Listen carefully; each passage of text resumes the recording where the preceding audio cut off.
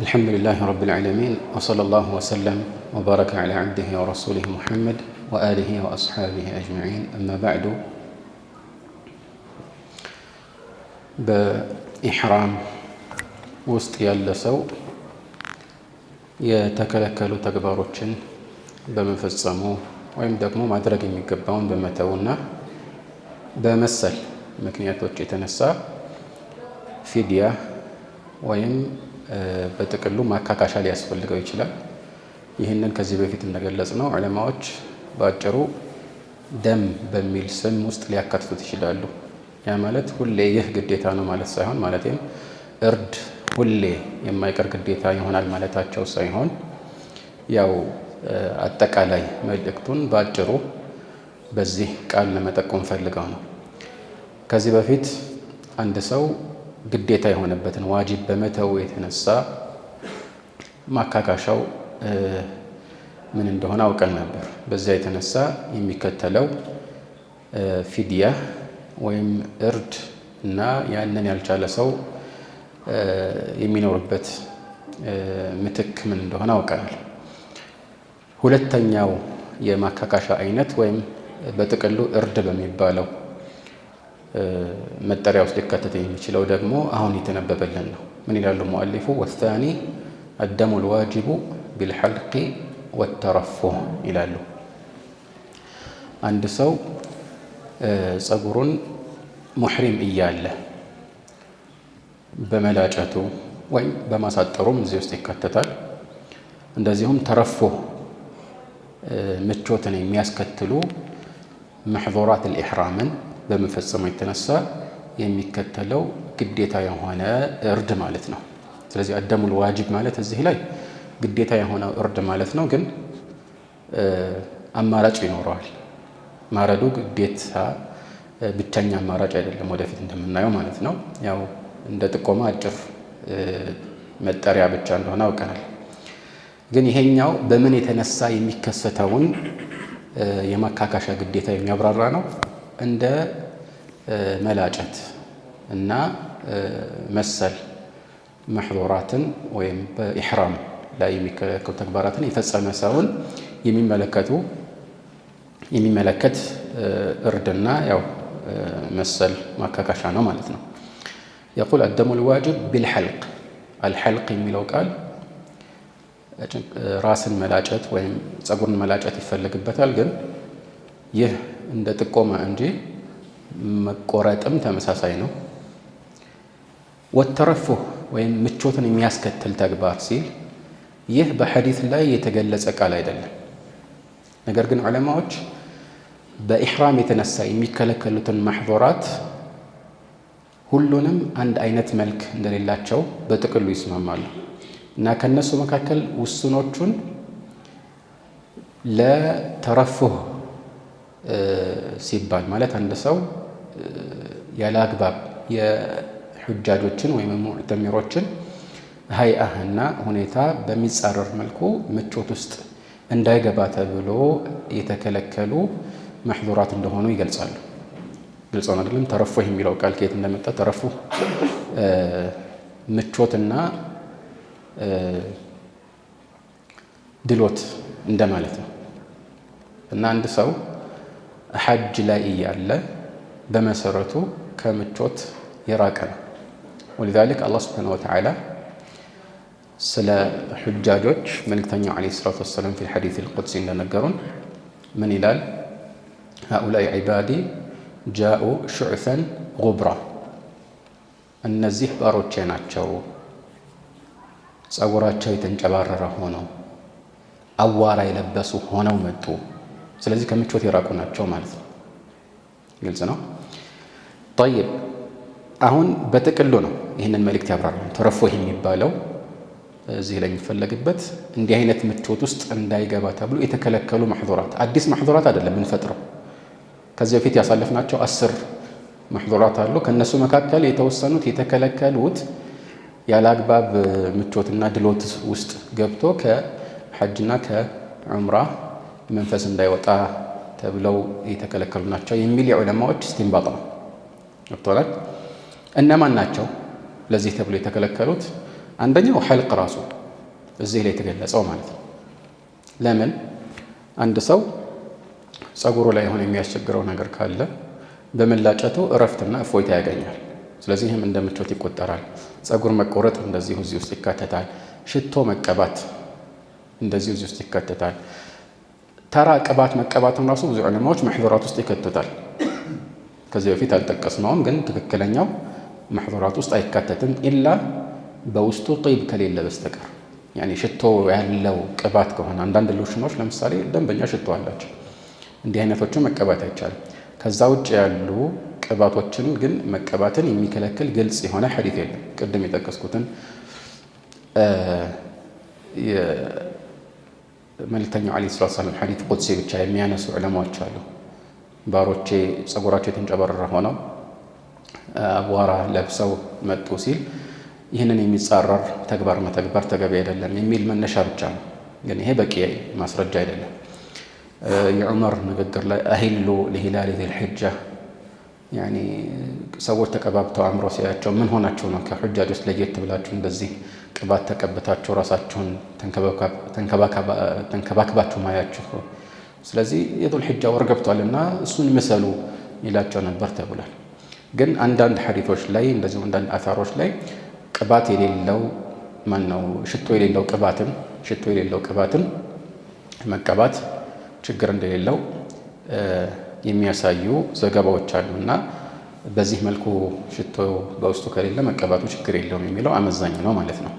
ግን የተወሰኑ ዑለማዎች ቅባት አይቻልም ሲሉ ሽቶ አለው የለውም የሚለውን ለጊዜው ትተን እንዲሁ የሌለው ራሱ ቅባት አይቻልም ሲሉ፣ አንዳንዶቹ ጸጉርና ፊት ብቻ ነው ማይቻለው ሌላ ቦታ መቀባት አልተከለከለም የሚሉ እንደ አንዳንድ ሻፊዕያዎች ንግግሮችን እናገኛለን። ዞሮ ዞሮ እነሱ እዚህ ውስጥ ይከቱታል ማለት ነው። ለተረፎ የተከለከሉ መሕዙራት ውስጥ ይከቱታል ማለት ነው።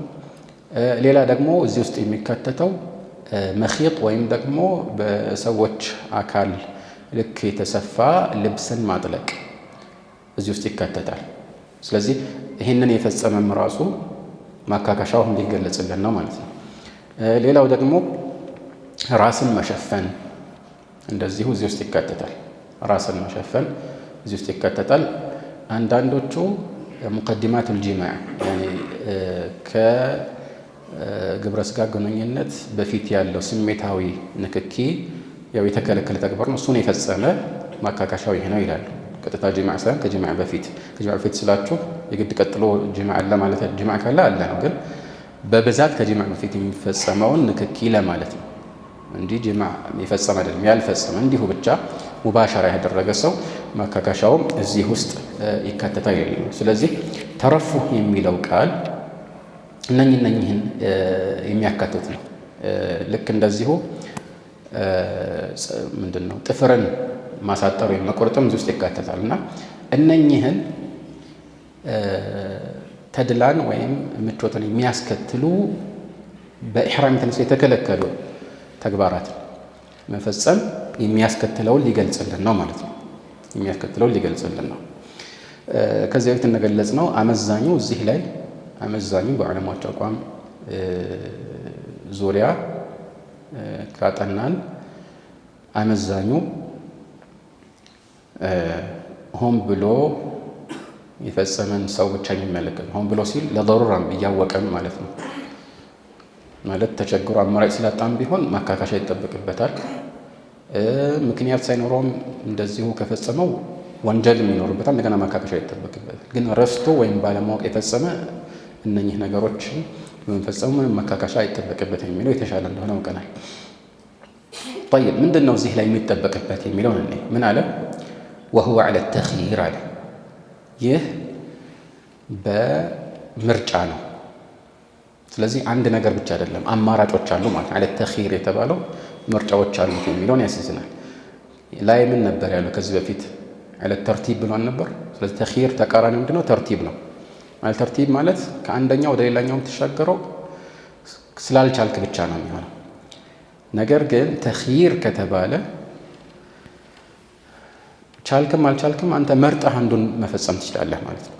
ስለዚህ ምንድናቸው አማራጮች የሚለውን እንመልከት። ምንድናቸው? ቃል وهو على التخيير ካለ በኋላ ሻያቱን أو صوم 3 أيام أو التصدق ب3 أسع على 6 مساكين የመጀመሪያው አማራጭ ሻት ያኒ በግ ወይም ፍየል ማረድ ማለት ነው። በግ ወይም ፍየል ማረድ ግልጽ ነው። ከዚህ በፊት እንደገለጽ ነው ለኡድሕያ የሚሆን በግ ወይም ፍየል መሆን አለበት። አብዛኛዎቹ ዑለማዎች አንድ ሙሉ በግ ባያርድ ለሰባት ሆነው አንድ ግመል ወይም አንድ ትልቅ ለምሳሌ በቀራ ወይም በግ ማነው በሬ ለምሳሌ ሙክት ቢያርዱ ችግር የለውም ይላሉ። ልክ ኡድሕያ ላይ እንደተፈቀደው ማለት ነው። እና ሻት የሚለው ቃል ራሱ አንዳንዴ ያው እንደ ጥቆማ ነው የሚፈለግበት ማለት ነው። ሌላ አማራጭ አለው እሱ ራሱ ለማለት ነው። ግልጽ ነው። ይህን ማረድ አለበት። ከፈለገ ግን ሌላ አማራጭ አለ። ምንድነው ሌላኛው ወይም ሁለተኛው አማራጭ? አው ሰውሙ 3 አያም 3 ቀናትን መጾም።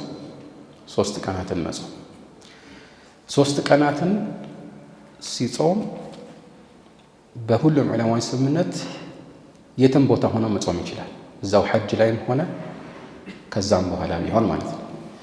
ሐጅ ላይ መጾም ያለበት ያልነው ከዚህ በፊት ያሳለፍነው የትኛው ነው? ዋጅብ ወሐታ ዋጅብ የተው አይደለም፣ ሀዲ ላይ ወደፊት የሚመጣው ማለት ተመቱዕን የሚፈጽም ሰው ወይም ደግሞ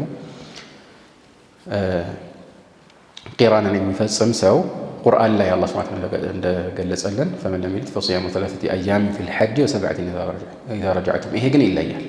ይሄ እንደዛ አይደለም፣ የትም ቦታ መጾም ይችላል ማለት ነው። ሌላው ደግሞ ሙጥለቅ ነው። አንቀጾም ላይ ወደፊት እንደምናየው እንደመጣው ሙጥለቅ ነው ማለት ያለ ገደብ ነው የመጣው። ስለዚህ 3ቱን ቀን ማከታተል ግዴታ አይደለም ማለት ነው። ሶስተኛው አማራጭስ ምንድን ነው? ቃል አው ተሰድቁ ብ3 አሱዕ 3 ሳዖችን ሰደቃህ ማውጣት ምጽዋት ማውጣት። 3 ሳዕ አንድ ሳዕ ምን ያህል እንደሆነ ከዚህ በፊት በተደጋጋሚ አይተናል። አንድ ሳዕ ማለት 4 ሙዶች ነው። አንድ ሙድ ማለት ደግሞ የሁለት እጅ ወይም የሁለት መዳፎች እፍኝ ነው። የሁለት መዳፎች ማለት አንድ ላይ ሁለት መዳፎች ተገጣጥመው በጣም ሞልቶ እስኪፈስም ባይሆን እህል ሲዘግኑ የሚኖረው ክምችት ነው። ፊል ሐቂቃ ቃላዊ ትርጓሜው አይደለም ይሄኛው። ግን ድሮ ሙድ የሚባለው የእቃ መለኪያ መካከለኛ እጅ ባለው ሰው ልኬት ይሄን ያህል ነበር ለማለት ነው። ዞሮ ዞሮ ይሄ 4ቱ አንድ ሳዕ ይሆናል። ሳዕ በዘመናችን ዑለማዎች ወይም ይህንን መጠኑን ያጠኑት ጸሐፊያን መካከል በሊትር ምን ያህል ሊትር ይዛል የሚለው የተወሰነ ውዝግብ ቢኖርም ግን አመዛኙና የተሻለው ወደ 2.5 ሊትር የሚይዝ ዕቃ ነው። ስለዚህ ይህ ክብደት መለኪያ ሳይሆን ስፍር መለኪያ ነው፣ መጠን መለኪያ ነው። ወደ 2.5 ሊትር ያክል የሚይዝ ዕቃ ማለት ነው። ይሄ አንዱ ሳዕ ነው። ግን እዚህ ላይ የሚሰጠው ስንት ነው? 3 ሳዖችን ወጪ ያደርጋል። ይህንን 3 ሳዕ ለማን ነው የሚሰጠው? ለ6 ምስኪኖች። ያኒ አተሰድቅ 3 ሳዕ ዐላ 6 መሳኪን ለ6 ምስኪኖች ነው የሚሰጠው። ለ6 ምስኪኖች የሚሰጥ ከሆነ እያንዳንዱ ስንት ይደርሰዋል ማለት ነው? ግማሽ ይደርሰዋል ማለት ነው። ግማሽ ሳዕ ማለት 2 ሙድ ነው። ይሄ ሁሉ ቁርአንም ላይ ተጠቁሟል፣ ሐዲስም ላይ ፊ በግልጽ ተወስቷል።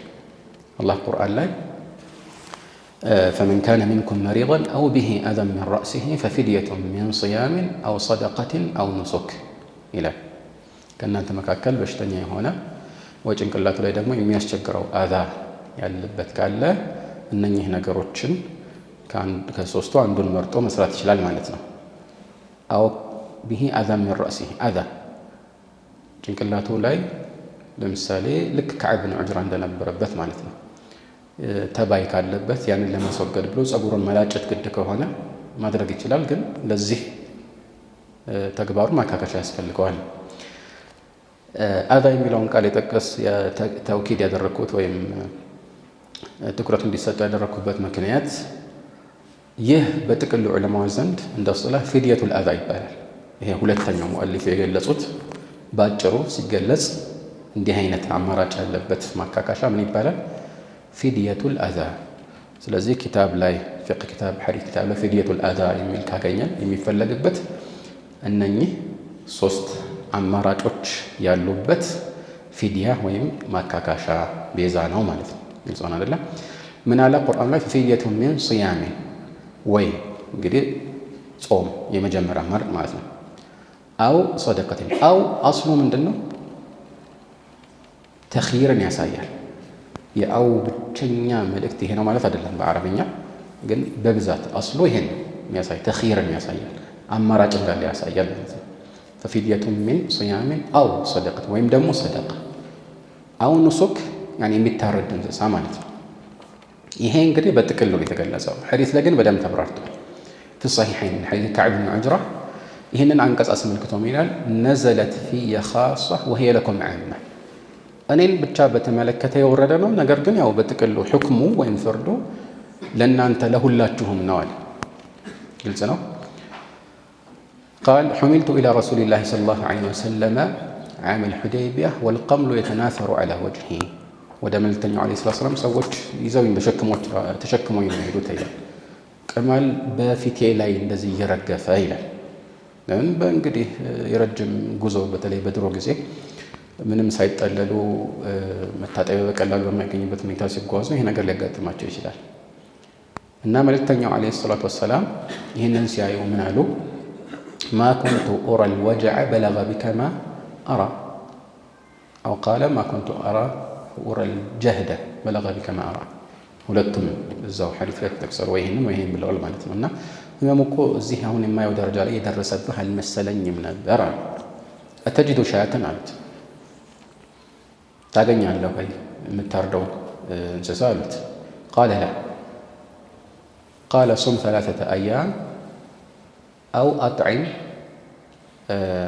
3 አሱዕ አው ቃለ 6 መሳኪን ሊኩል ምስኪን ኒስፉ ሰዓ። ግልጽ ነው።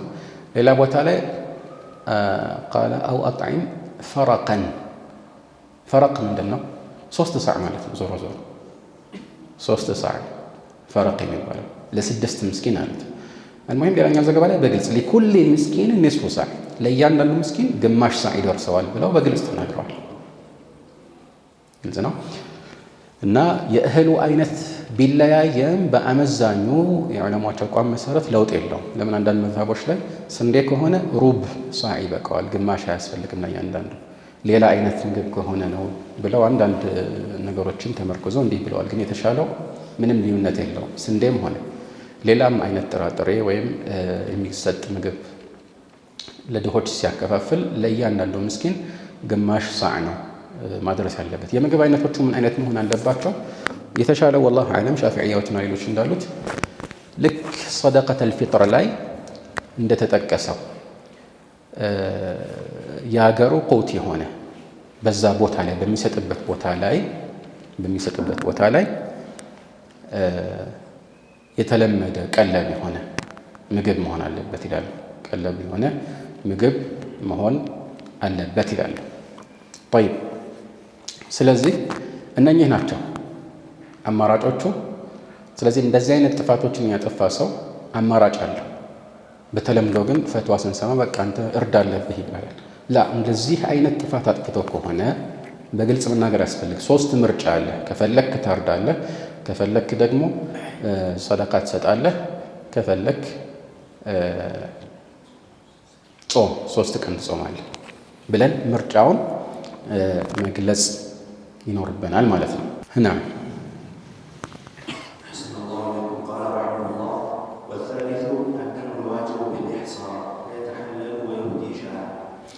ጠይብ፣ ሶስተኛው የማካካሻ አይነት በጥቅሉ እዲማ የሚለው ውስጥ የሚካተት ቢሆንም ግን ዝርዝሩን በተመለከተ ቃል ወሳሊሱ አደሙ ልዋጅቡ ብልኢሕሳር፣ በኢሕሳር የተነሳ ግዴታ የሚሆን እርድ ነው። በኢሕሳር የተነሳ ግዴታ የሚሆን እርድ ነው ይላል። በቅድሚያ ያው ኢሕሳር ምን እንደሆነ ማወቃል። ኢሕሳር በቋንቋ ደረጃ መንዕ ወይም መከልከል ነው የሚፈለግበት ማለት ነው። ወይም መታገት ወይም መታገድ ይፈለግበታል። እና እዚህ ላይ የሚፈለግበት በሸሪዓችን ሐጅን ወይም ዑምራን ከማሟላት መታገት ነው ማለት ነው። ሐጅን ወይም ዑምራን ከማሟላት የሚከለክል ምክንያት ኖሮ ሲታገት ከዛ በኋላ የሚከተለው ግዴታ ይኖርበታል ወይም ማካካሻ ይጠበቅበታል ማለት ነው። እንደ ጥቅል ያው ቁርአን ላይ አላህ ሱብሓነሁ ወተዓላ ይህንን ገልጾታል።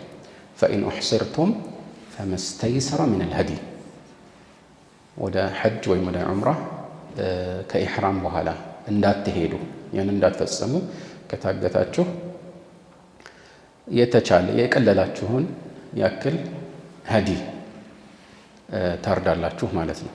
ይሄ ግዴታ አለባችሁ። ጠይብ ከዚህ ጋር የተያያዙ አንዳንድ ማብራሪያዎችን መግለጽ አለብን እና ይህ ኢሕሳር ማለት አንድ ሰው ሐጅን ወይም ዑምራን ለመፈጸም ኢሕራም ውስጥ ከገባ በኋላ መታገቱ የሚያስከትለው ፍርድ አለ ብለናል እና መቼም ከታገተ የሆነ መፍትሄ ያስፈልገዋል። መፍትሄው ማካካሻ የሚያርደው አጠገቡ ካለ አርዶ ከዛ ከኢሕራም ይወጣል። ከዛ ደግሞ ወደፊት እንደምንገልጸው ለምሳሌ ይህንን ቀዳ ማውጣት አለበት የለበትም የሚለው ርዕስ ይነሳል ማለት ነው እና የተሐለል ሙሕሪም ሆኖ እስከ መጨረሻ አይቆይም አይደል?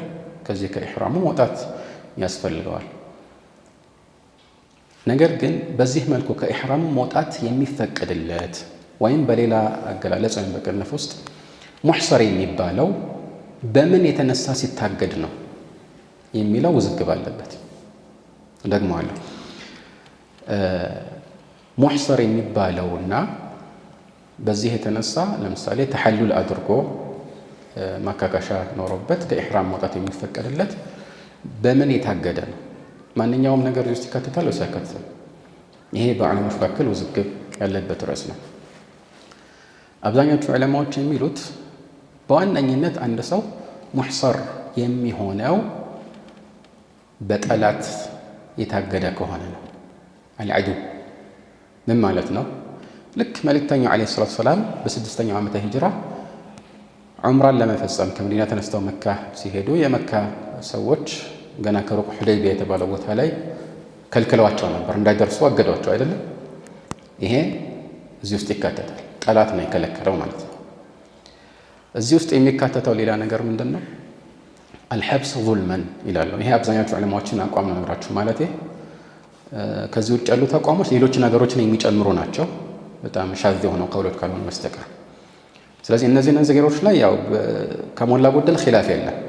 አሁን መጀመሪያ ላይ የምጠቅሳችሁ ነገሮች እና አብዛኞቹ ዑለማዎች መሰረቱት ንግግራቸውን በዚህ ላይ ሲመሰርቱ እነዚህ ብቻ ናቸው እያሉ ነው። ሌሎች ዑለማዎች ደግሞ ከዚህ ውጭም ሌላ አለ ብለው የሚጨምሩ ይሆናል ማለት ነው እና እነዚህ ነገሮች በብዛት ኺላፍ የላቸውም።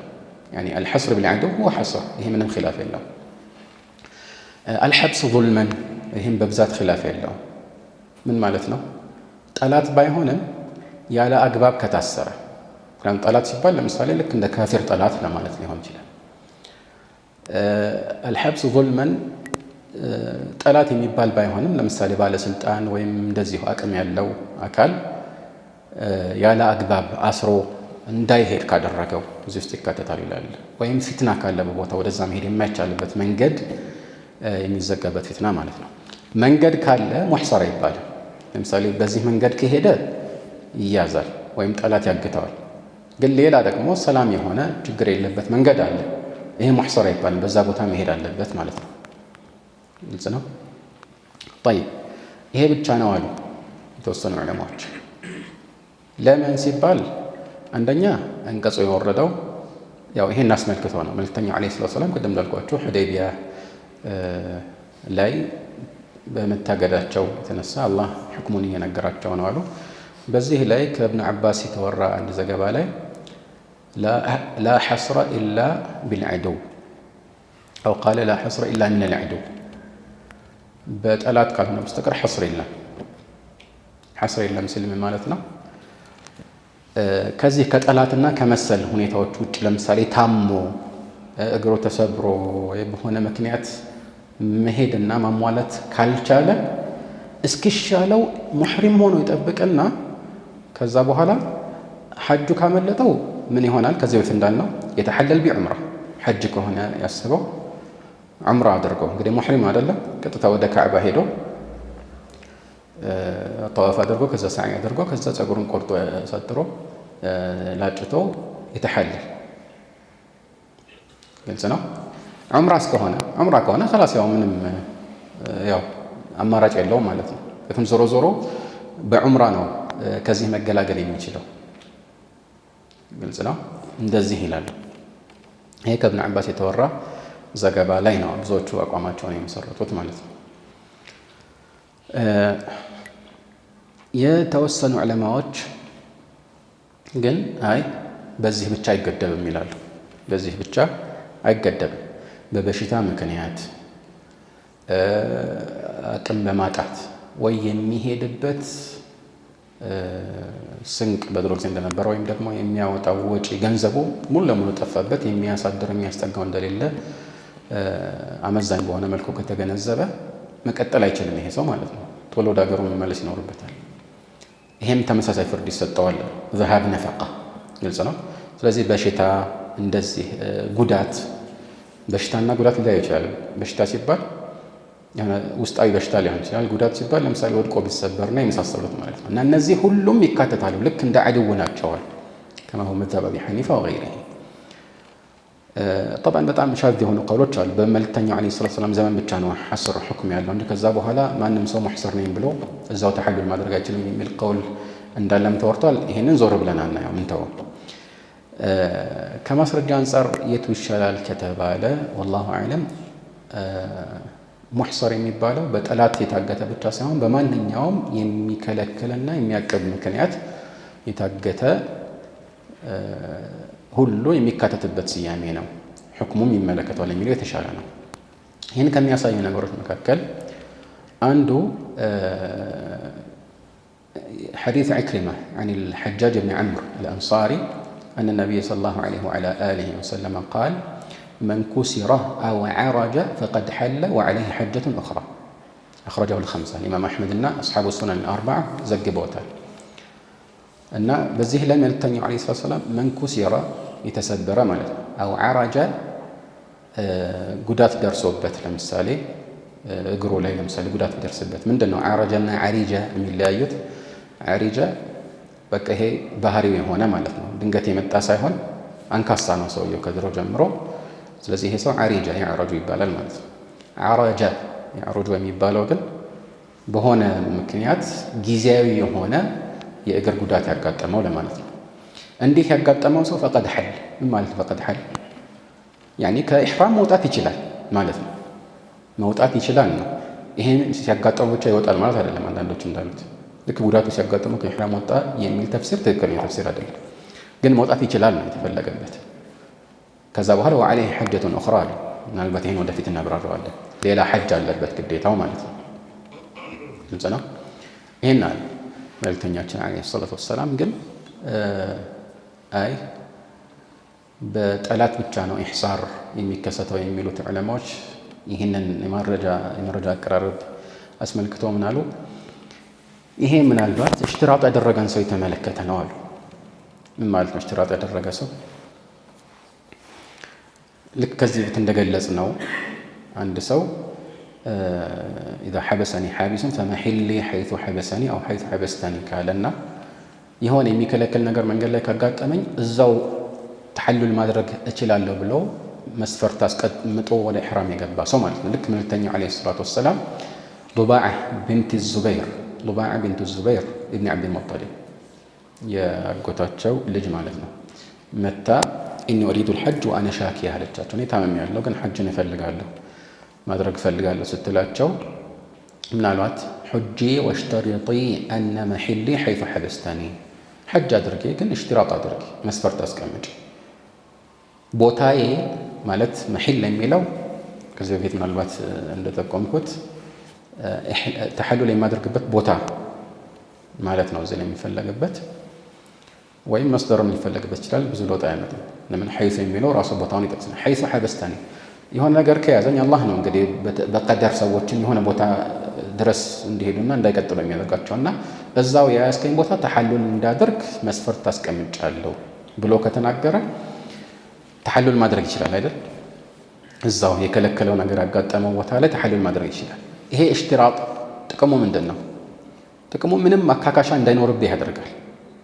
እሽትራጥ ስላደረግ እንዳትቀጥል የሆነ የሚያግት ነገር ሲያጋጥምህ እዛው ተሐሉል ታደርጋለህ። ማካካሻ እርዳ ያስፈልግህ፣ ሌላ ቀዳእም የለብህ ማለት ወደፊት ምትካ ያስፈልግህ ማለት ነው። ዋضح المهم ይሄ ሐዲስ መን ኩሲራ ወዐረጀ የሚለው የሚፈለግበት ይሄ ነው አሉ አንዳንድ ዑለማዎች። የሚፈለግበት ይሄ ነው አሉ። ግን እንደዚህ ለማለት ማስረጃ ያስፈልጋል። ሐዲሱ ላይ ይህን የሚጠቁም ምንም ነገር የለም። ግልጽ ነው። ሌላ ዘገባ ላይ እሱ ራሱ ሐዲስ ላይ አው መሪض የሚል ጭማሪ አለ፣ የታመመ የሚልም ማለት ነው። ስለዚህ የሚሻለው ይሄ ነው። ይህንን የሚያጠናክረው ደግሞ አብዛኛዎቹ የቋንቋ ሊቆች ኢሕሳር በመሰረቱ የሚያያዘው ከበሽታ ጋር ነው ይላሉ። አሕሰረሁል መረዱ ይባላል አሉ። ጠላት ከሆነ ሐሰረሁል ዐድው ነው የሚባለው አሉ። ቁርአን ላይ መጣ የትኛው ነው? ፈኢን ኡሕሲርቱም ሩባዒ ነው አይደለም? ሩባዒ ማለት ሱላሲ መዚዱ ማለት ነው። እዚህ ፈኢን ኡሕሲርቱም ነው የሚለው። ስለዚህ በሽታን ያካትታል ማለት ነው። ምንም ጥርጥር የለውም። ቢያንስ ያካትታል። ምንም እንኳን ጥቂት የቋንቋ ሊቆች ይህንን ቀለበሱት፣ አሁን ያልኩትን በተቃራኒ ያደረጉት። ግን የተሻለው ሁለቱንም ያካትታል የሚለው ነው። ምን እንኳን አብዛኛዎቹ በዋነኝነት በሽታ ነው የሚያካትተው። ለምንድን ነው ሁለቱንም ያካትታል የምንለው? ምክንያቱም ኡሕሲርቱም የሚለው የወረደበት ምክንያት ጠላት ስላገታቸው ነው። ስለዚህ ጠላት እዚህ ውስጥ አይካተትም ማለት አንችልም። ሊአነ ሰበብ النزول قطعي الدخول في الحكم አይደል? መግባቱ አይቀርምና ማለት ነው። ስለዚህ ቋንቋው ራሱ ይሄን ያሳያል። ሙጥለቅ ነው። ይሄ ማለት ገደብ የለውም። ስለዚህ እኛ ገደብ ለማስቀመጥ ማስረጃ ያስፈልገናል። በዚህ ላይ ኢብኑ አባስ አተርን እና የመልእክተኛው ዓለይሂ ሰላም ሐዲስ መርፉዕ የሆነውን እንግዲህ አንድ ላይ አድርገን ስናይ ቅድሚያ የሚሰጠው መርፉዕ የሆነ ሐዲስ እንደሆነ ግልጽ ነው። ስለዚህ በጠላት ላይ ብቻ አይገደብም ማለት ጠላት ያገተው ብቻ አይደለም እዚህ ውስጥ የሚገባው ማለት ነው። ግልጽ ነው። ጠይብ ግን አንድ ጥቆማ መጠቆም እፈልጋለሁ እዚህ ላይ። ለምሳሌ በዘመናችን ሰዎች ሐጅ ለማድረግ ተገቢውን ፈቃድ ሳይዙ ወይም ደግሞ በመንግስት ደረጃ በዛ ሀገር መንግስት ደረጃ የሚቀመጡ መስፈርቶችን ሳያሟሉ ያለ ፈቃድ መካ ገብተው ለማድረግ ሲሞክሩ ሊታገቱ ይችላሉ። ሙሕሪም ሆነው ራሱ ማለት ነው። ክልክል ነው፣ አልተፈቀደልህም፣ ወረቀት አልያዝክም፣ ፈቃድ የለህም ተብለው ለጊዜው ሊያዙ ወይ ሊታሰሩም ይችላሉ። ሐጅ ጊዜ እስኪያልቅ ማለት ነው አይደል? እነኚህ ሙሕሰር ይባላሉ ወይ ከተባለ አሁን በጠቀስነው አቋም መሰረት ሙሕሰር ሊባል ይችላል። ማንኛውም ምክንያት ካለ ምክንያቱም የያዛቸው አሁን ጠላት ምናምን አይደለም። አልሐብስ ዙልመን ውስጥ ይገባል። ቅድም ያለ አግባብ የታሰረ ውስጥ ከተባለ ያለ አግባብ ታሰረው እንደለምነኝ በአግባብ ነው የታሰሩት ማለት መታሰር ከተባለ ማለት ነው። ለምን? ምክንያቱም ይሄ ህግ ሲወጣ ለምሳሌ በየ5 ዓመቱ ብቻ ነው ሰዎች ሐጅ ማድረግ የሚችሉት ወይ ደግሞ ወረቀት ያልያዘ ሰው ሐጅ ማድረግ አይችልም የሚለው ነገሩን ስርዓት ለማስያዝ ተብሎ ነው እንጂ አሁን ሁሉም የፈለገ መካ ገብቶ ሐጅ ያድርግ ቢባል የሚፈጠረውን ቀውስና ምስቅልቅል አሰብኩት።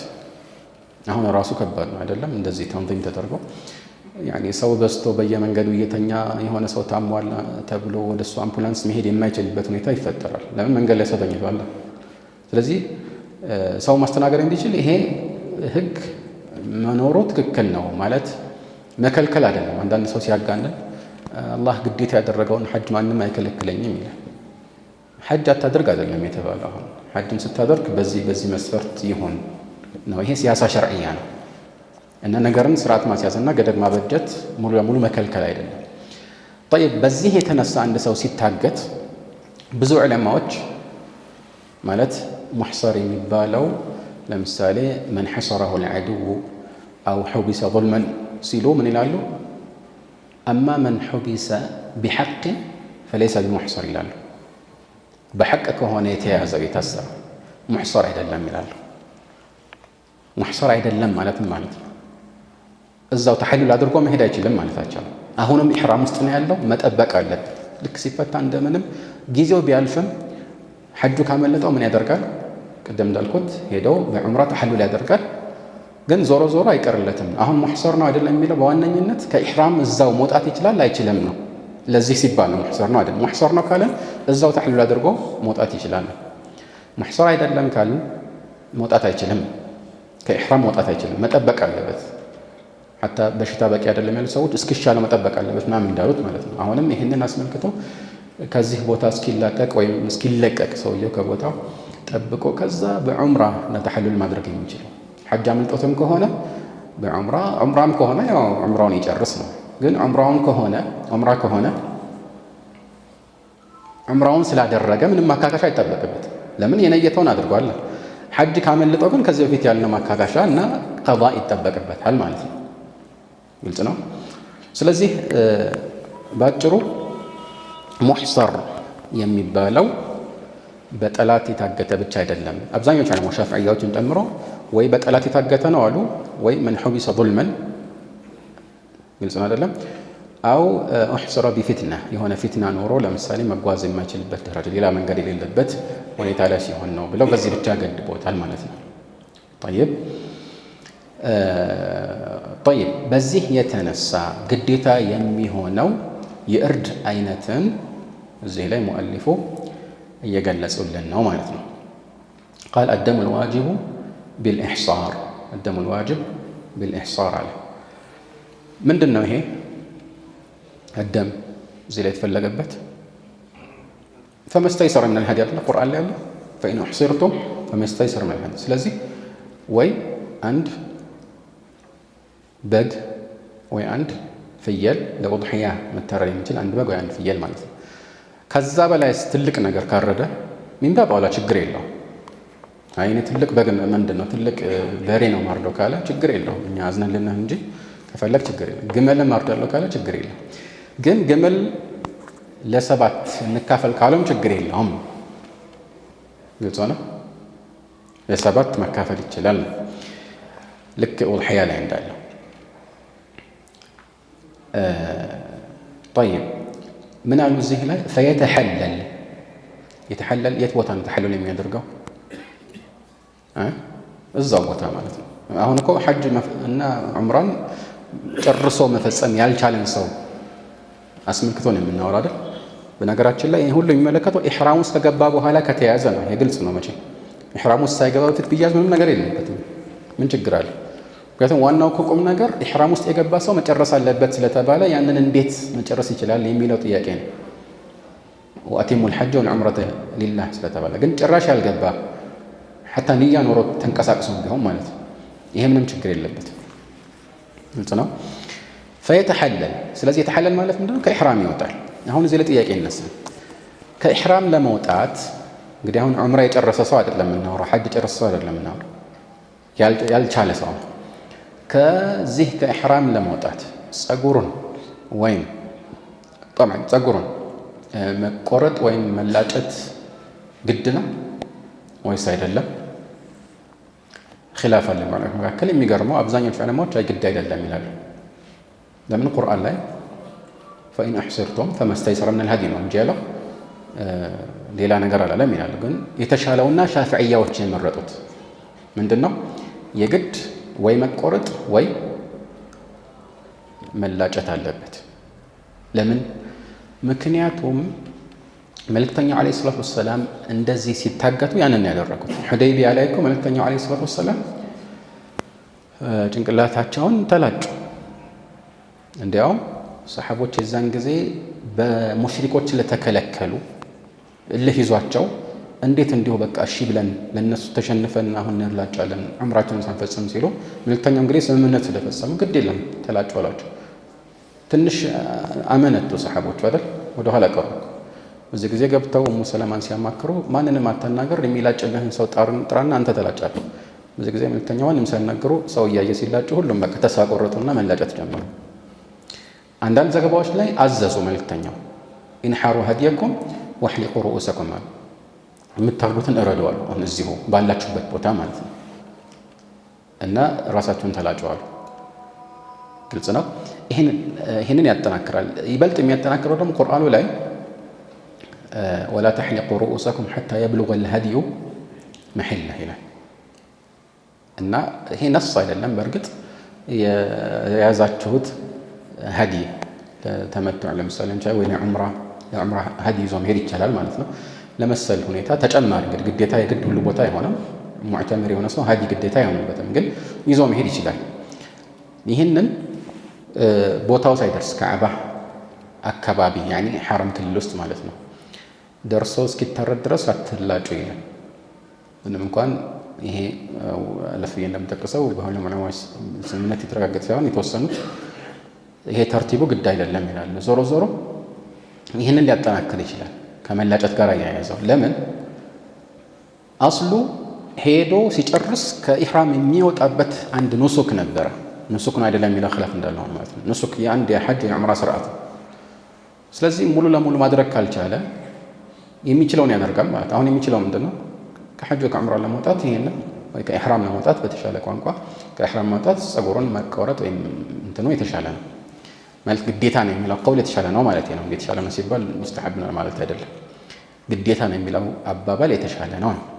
ጠይብ እዚህ ላይ ምን አለ ቀጥሎ? ፈየተሐለል ሲባል እንግዲህ አሁን አወቅን ከዚህ ጋር የሚያያዘውን ነገር ነው። ወዩህዲ ሻተን አንድ በግ ወይም ፍየልን ቅድም እንዳብራራ ነው ሀዲይ ምን ያደርጋል? ያቀርባል ማለት ነው። አብሮት ያለ ቢሆንም ባይሆንም አብሮት ያለ ሻት ቢሆንም ባይሆንም ይህንን ያቀርባል ማለት ነው። ማለት አብሮ የያዘው ከሆነ ያርዳል። ጠይብ ካልቻለስ ከሌለስ ገዝቶም ቢሆን ያርዳል። ገዝቶም ቢሆን ያርዳል ማለት ነው።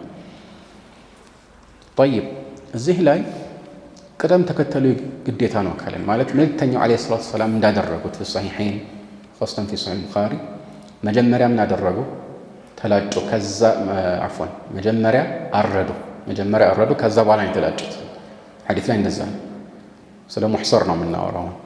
የሁል ጊዜ ህግ ሳይሆን ያው የውመ ነሕርም እንደዛ ነው ያደረጉት። ግን አሁን እዚህኛው ላይ ግዴታ ነው ያሉ ዑለማዎች አሉ። መጀመሪያ ምን መደረግ? መታረድ። ከታረደ በኋላ ነው ምን የሚሆነው? የሚላጨው። ጠይብ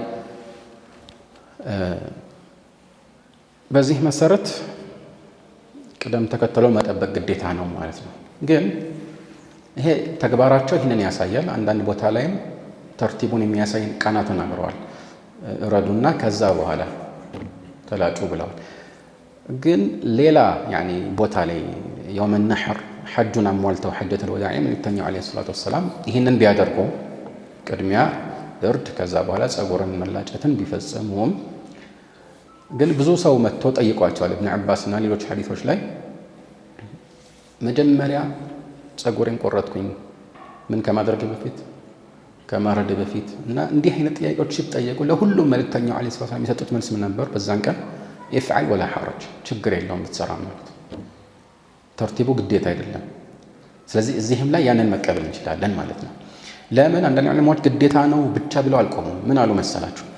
አሁን ሀዲይ ያላገኘ ሰው ማረድ ቢሆን ኖሮ ቀላል ነው። እዛ ወርደህ ምን ታደርጋለህ? ወዲያው ጸጉሩን ትቆርጣለህ። ሀዲይ ያላገኘ ሰው ማካከሻ እዚህ ላይ አልጠቀሰም አይደል? ማለት በኢሕሳር የተነሳ ሀዲይ ያላገኘ ሰው ምንድን ነው የሚከተለው? ይህም በዑለማዎች መካከል ውዝግብ አለ። አንደኛው አቋም መጾም አለበት የሚል ነው። መጾም አለበት 10 ቀን። ለምን? አላህ ሱብሓነሁ ወተዓላ ሀዲይ ሙተዓየን የሆነ ሀዲይ ሌላ አማራጭ የሌለው ማረድ ብቻ ግዴታ የሚሆንበት ፊድያን ያልቻለን ሰው ለምሳሌ ሀዲይ ተመቱዕና ቂራን ምንድን ነው ያለው አላህ ሱብሓነሁ ወተዓላ 10 ቀን እንዲጾም ነው ያዘው አይደለም? ከዚህ በፊት ነገለጸ። ስለዚህ ያም ተመሳሳይ ነው አሉ አንደኛ። ሁለተኛ ደግሞ የተለያዩ ሰሓቦች አታሮች ላይ ይህን እናገኛለን። 10 ቀን እንዲጾም አዘዋል። ግልጽ ነው። አንዳንዶቹ የሚያርደው የነበረውን ዋጋውን ተምኖ ከዛ ያንን ሰደቃ ይሰጣል ይላሉ አሁን ሻፊዕያዎች አንዳንዶቹ እንደሚሉት ማለት ነው። ስለዚህ መጾም ሳይሆን ምንድን ነው ያሉት እነሱ ሰደቃ። ግን የምን ሰደቃ ነው? ቅድም እንዳልነው አይነት አይደለም። ወደፊት ከምናየው ከሰይድ ወይም አደን ማካካሻ ጋር ይመሳሰላል። እንስሳውን ማለት የአንድ በግ ወይም ፍየል ዋጋን ሀዲ ካላገኘ ማለት ዋጋውን ትሰጣለህ ማለታቸው።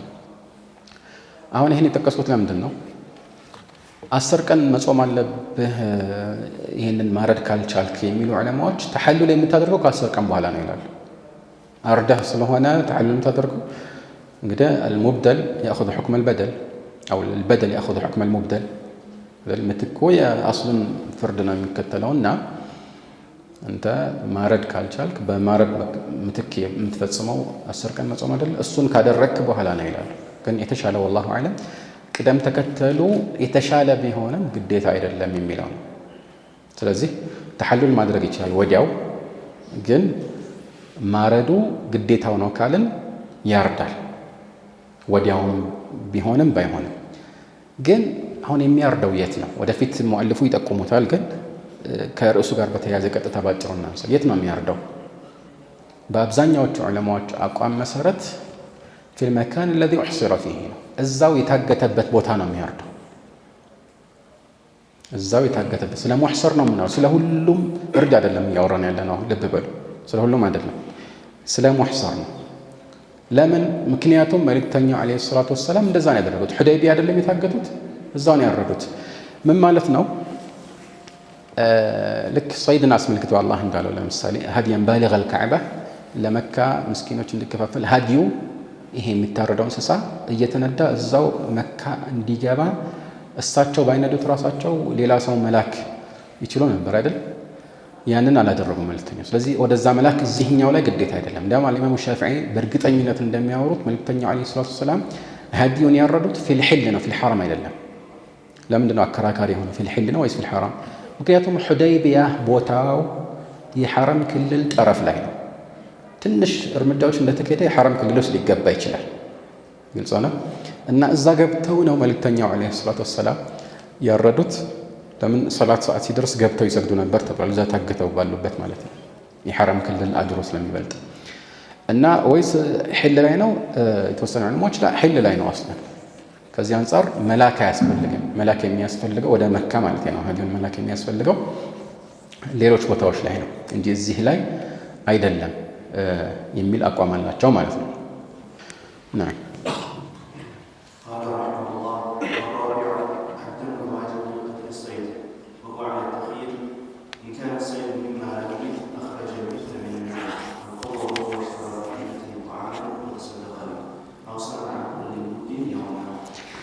ጠይብ፣ ይህ ደግሞ አራተኛው አንድ ሰው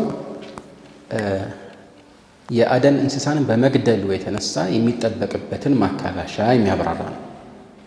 ስለዚህ ከላይ የጠቀስናቸው ለምሳሌ እንደ ሐልቅ ወይም ያልተፈቀደ ልብስ መልበስና መሰል ነገሮች ማካካሻቸው ምርጫ ያለው ነገር ነው። ምን እንደሆነ ተገንዘበናል። ሰይድ ግን ማለት የሚታደን እንስሳን መግደል ግን የሚያስከትለው የማካካሻ ግዴታ ቁርአን ላይ በግልጽ ተወስቷል እና እሱን ነው እዚህ ላይ የሚያብራራልን ማለት ነው። እና እሱም ያው አማራጮች አሉት፣ ግን አማራጮቹ ከላይ ከጠቀስናቸው አማራጮች ይለያሉ። ግልጽ ነው። ይህ አስሉ ያው ቁርአን ላይ በግልጽ የተብራራ ነው። ፊ ሱረቲል ማኢዳ ምን ይላል አላህ ሱብሓነሁ ወተዓላ ያ አዩሃ አለዚነ አመኑ ላ ተቅቱሉ ሰይደ ወአንቱም ሑሩም ወመን ቀተለሁ ሚንኩም ሙተዓሚደን ፈጀዛኡን ሚስሉ ማ ቀተለ ሚነ ነዓም የሕኩሙ ቢሂ ዘዋ ዐድሊን ሚንኩም ሀዲየን ባሊገል ከዕበቲ አው ከፋረቱን ጠዓሙ መሳኪነ አው ዐድሉ ዛሊከ ሲያመን ሊየዙቀ ወባለ አምሪ ዐፈ ላሁ ዐማ ሰለፍ ወመን ዐደ ፈየንተቂሙ ላሁ ሚንሁ። ጠይብ፣ አላህ በዚህ የቁርአን አንቀጽ ላይ እናንተ ሙሕሪሞች ሆናችሁ ሰይድን ወይም የሚታደን እንስሳን አትግደሉ ይላል። የሚታደን እንስሳ ሲባል እዚህ ላይ የሚፈለግበት ምን እንደሆነ ከዚህ በፊት አብራርተናል ማለት ነው። እና ይህንን ሆን ብሎ የገደለ ይላል ወመን ቀተለ ሚንኩም ሙተዓሚደን ምን ማድረግ አለበት? ፈጀዛኡን ሚስሉ ማ ቀተለ ሚነ ነዓም። የመጀመሪያው አማራጭ ይሄ ነው። ፈጀዛኡን ሚስሉ ማ ቀተለ ሚነ ነዓም፣ የገደለው የሚታደን እንስሳን አይነት ከሶስቱ በሂመቱል አንዓም ከሚባሉት መካከል አንዱን መርጦ ተቀራራቢ የሆነውን ምን ያደርጋል? ወጪ ያደርጋል ማለት ነው። ተቀራራቢ የሆነውን ወጪ ያደርጋል ማለት ለምስኪኖች ታርዶ እንዲከፋፈል ያደርጋል ማለት ነው። ስለዚህ ምን ማለት ነው? ያው እንግዲህ የሚታደነው እንስሳ የዱር እንስሳ ነው። ለማዳ እንስሳ በተፈጥሮ ለማዳ የሆነ እንስሳ ማለት ነው። ሰይድ የሚለው ውስጥ አይካተትም። ይሄን አውቀናል።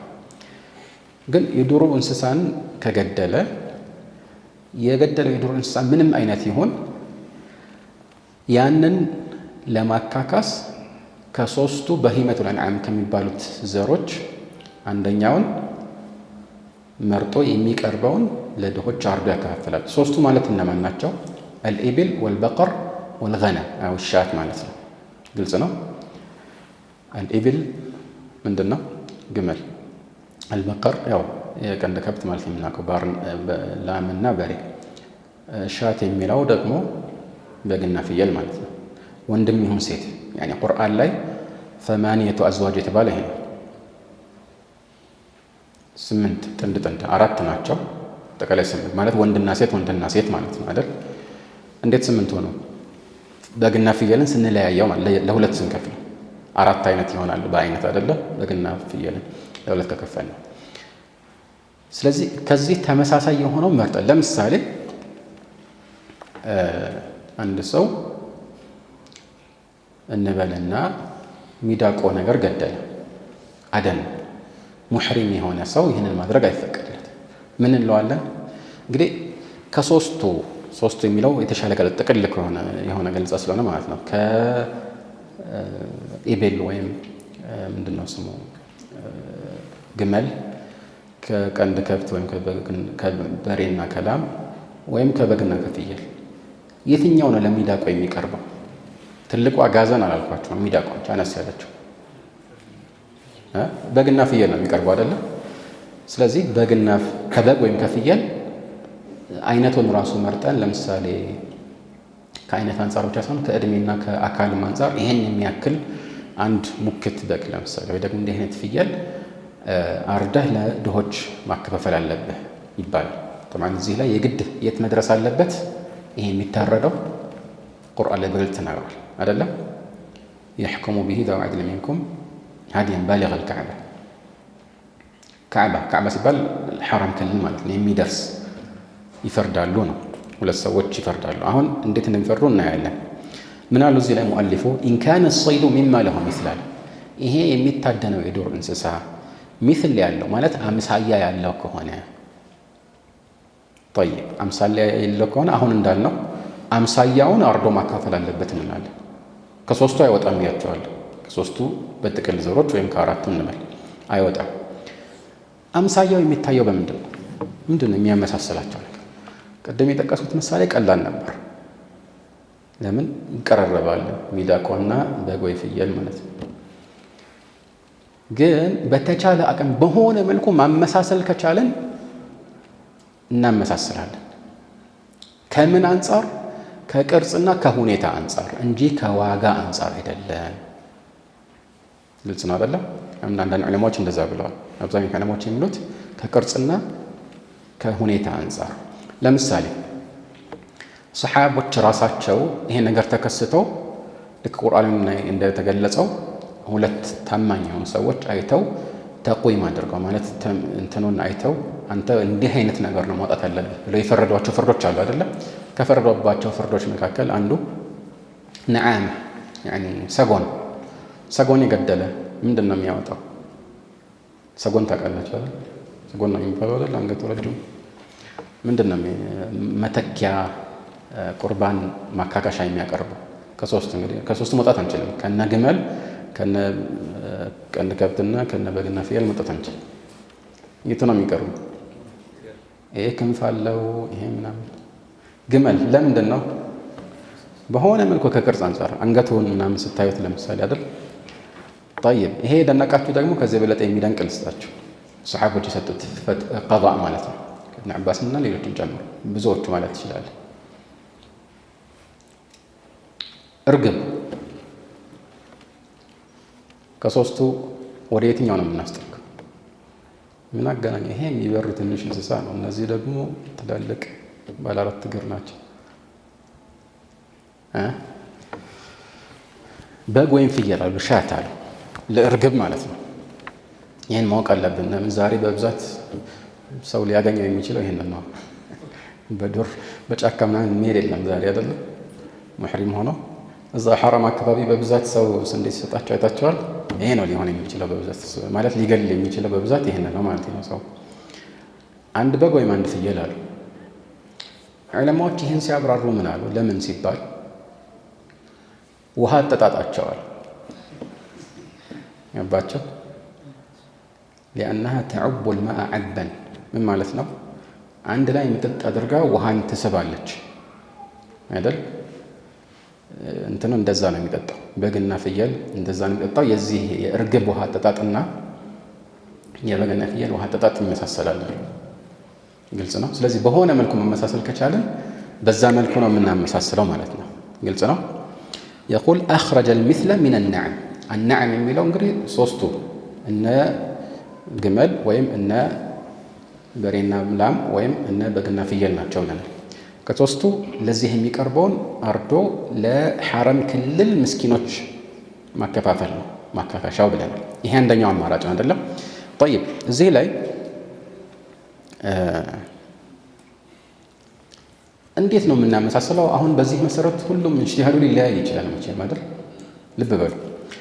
አንዳንዶቹ ነገሮችን አስመልክቶ ሐዲስ ልናገኝ እንችላለን። ግልጽ ነው። መርፉዕ ነው። አንዳንዶቹን አስመልክቶ የሰሐቦችን ቀዷ ልናገኝ እንችላለን።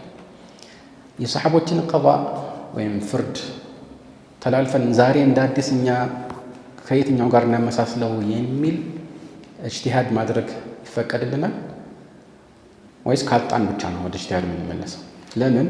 ምክንያቱም ይሄንን የሚፈርደው ማን ነው ብሎ አላህ ሱብሓነሁ ወተዓላ يحكم به ذوى عدل منكم ሁለት የታማኝነት ባለቤት የሆኑ ሰዎች በእውቀትም በታማኝነትም ሹራ አድርገው ልክ ዑመር ሲያጋጥማቸው ነገር አብዱራህማን ኢብኑ ዐውፍን ጠሩና ተመካከረው እንደዚህ አለብህ ብለው ፈረዱበት። እንደዚህ ሁለት ሰዎች አይተው የሚፈርዱበት ሁኔታ አለ።